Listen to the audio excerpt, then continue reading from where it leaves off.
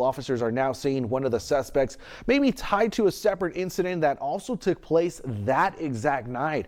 13 on your side's Alexandra Rangel joins us from Calexico with the latest. It was a white taxi cab driver from the city of Brawley who brought two individuals to Calexico. Upon arriving, they held him at gunpoint and stole his vehicle. Had the handgun to the side temple of his head. Friday night's taxi hijacking happened around 10 p.m. Police saying the two suspects stole the victim's taxi and abandoned it near the 700 block of Ramos Street in Calexico. The victim was able to call the Calexico Police Department for help. Shortly after, CPD received wind that someone near Ramos Street requested a border taxi. Police were able to follow the taxi cab to the home where it was requested, which is where they found both suspects. Both suspects are 17 years old and residents of Brawley. They were arrested and taken to juvenile hall and remain in custody. Police say one of the suspects may have been involved in another incident that happened in Brawley. There's a possibility that one of the suspects that was arrested here in Calexico might have some involvement in a shooting that Brawley Police Department is investigating.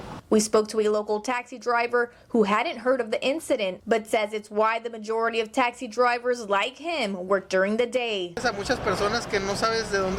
We pick up a lot of people that we don't know where they're from. A lot of them are criminals and even drug addicts. And now with COVID, they had masks on and it's dangerous. 2 weeks ago, they tried to do the same to one of my coworkers, but police came. Unfortunately, it's one of the risks we take in this job. Whether you're scared or not, we have to work. CPD says criminals are taking advantage of the pandemic, blending in with other people wearing masks to hide their identity. Just get a good identifying mark either on the type of mask that they're wearing, if there's any identifying markers on the mask, or if there's any identifying markers on their clothing, eyes of their color, any distinguishing mark that would be able to identify him or her if you needed to call the police department in case they were a victim of a crime.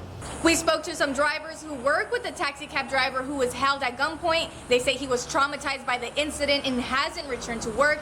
They also refused to give us an interview because they're afraid of any retaliation from these individuals. Reporting in Calexico, Alexandra Rangel.